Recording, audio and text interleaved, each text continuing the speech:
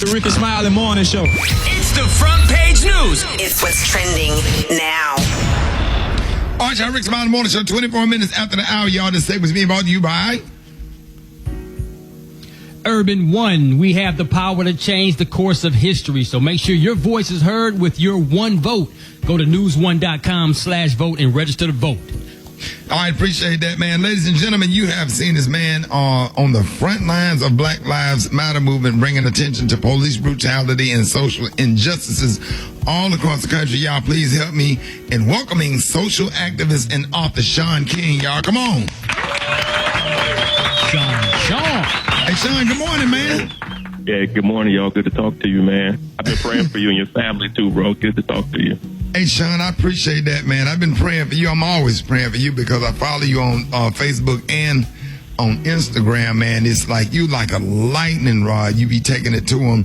There's a lot going on. We got a lot of little stuff to unpack, man. I'm just happy to have you here, man. So, no, I'm glad to be here with you, man. Yes, sir, man. This past week, we lost two heroes, Congressman John Lewis and your Alpha Phi Alpha fraternity brother, Reverend C.T. Vivian. I didn't even know you was Alpha, Shaun. No, I'm not an alpha, man. Oh, okay. I'm not an alpha.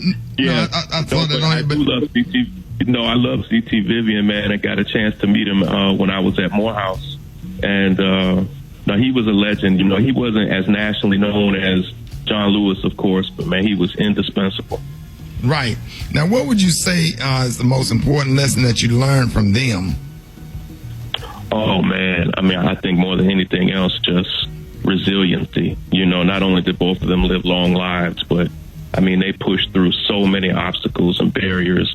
Both of those men were beaten on multiple occasions, protesting and demonstrating for our civil rights before I was even born, but they faced so many obstacles, just kept pushing through that, man. I mean, I learned lessons that they told me explicitly, but literally watching their lives. These are men that just pushed through so many challenges, pushed through controversies, and they lived consistently, literally until the day they died. And both role models for all of us, just in terms of how we stick through whatever we're facing, continue to also stand with young people. Both of them, C.T. Vivian and John Lewis, mentor young people literally until the last weeks of their lives. And right. I hope to do the same thing, man. Now, Shaun, with all the police brutality is going on, you know, the videos that you post on social media, shootings, cops laughing about shooting rubber bullets. The recent one with the cop just kind of looked in the camera before he just attacked this man, you know, as he sat in his car. You know, how do we fix a broken system? Well, you know, one of the things I try to tell people, Ricky, is actually that this system's not broken. And let me tell you, because it's not a distinction without a difference. A broken system would be a system that was actually well designed and it kind of deviated from its purpose. This system, Ricky, is actually functioning exactly the way the people who built it designed and intended it to function. So it's not broken. It's actually firing on all cylinders. And that's a big difference because this system needs a complete overhaul. We have to actually, it doesn't just need a body camera. It doesn't just need a few tinkerings. We have to tear this whole system down and reimagine what public safety actually means.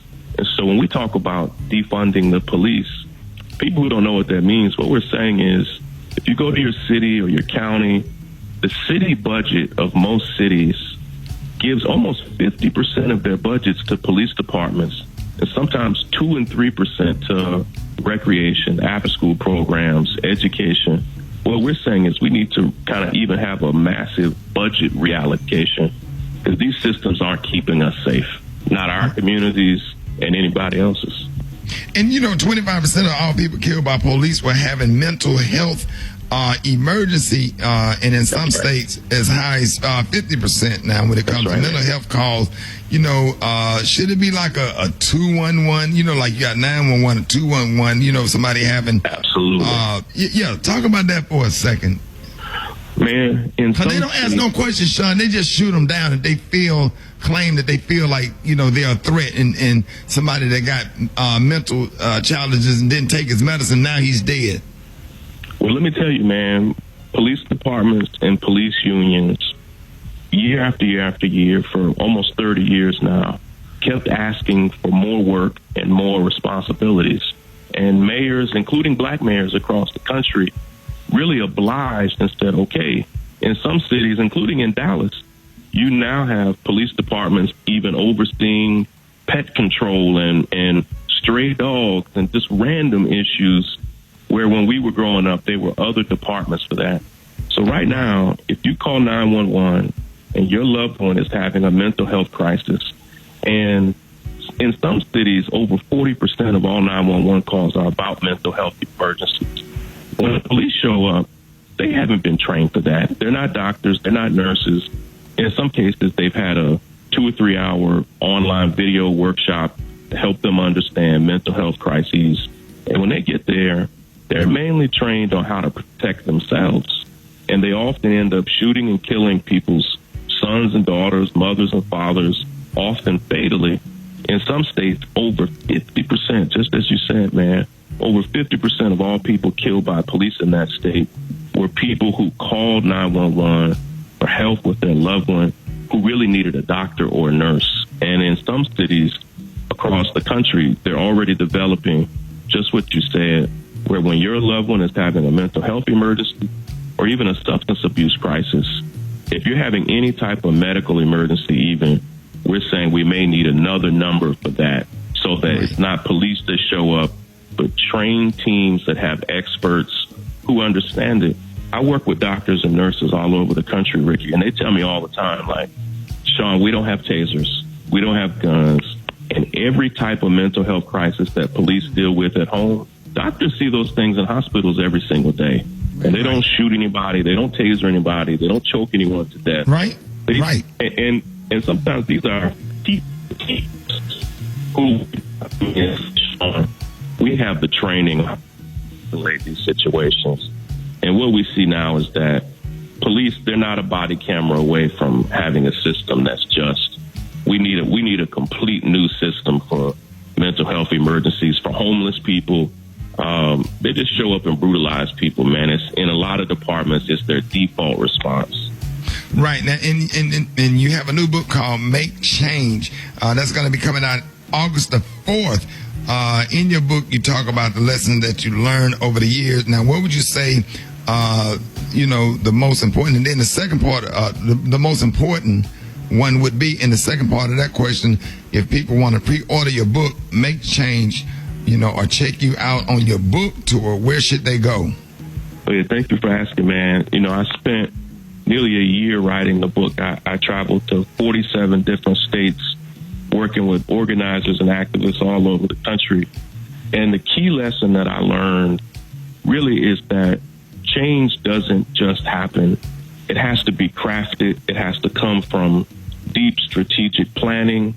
It requires a high level of organizing. And if we're not highly organized and don't have strategies that really meet the complexity of the problem, nothing will change. So we can march as we should march. We can demonstrate as we should.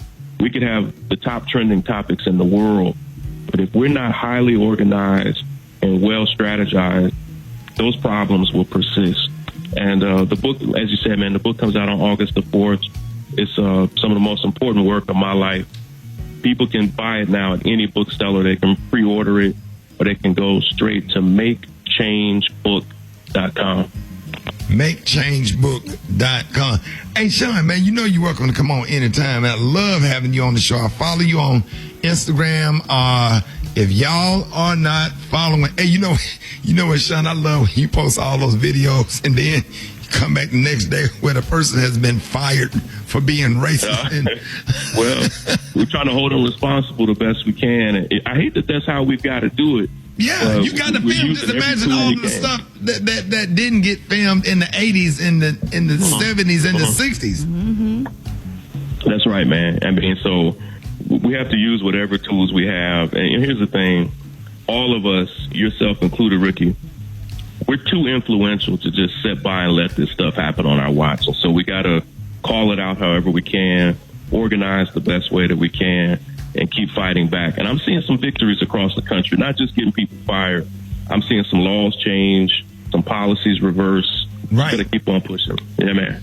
There it is, man. Proud of you, man. Morehouse graduate. We absolutely love you and support you. Make sure y'all pre-order your new book by Shaun King. It's called Make Change. It's going to be coming out August the 4th, and he's going to be go to his Instagram, and you can see the book tour dates. I will definitely be standing in line myself. I'm so excited, man. Thank you so much, and all of your hard work.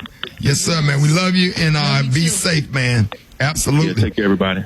Yeah, same to you, man. Ladies and gentlemen, y'all give it up for Shaun King.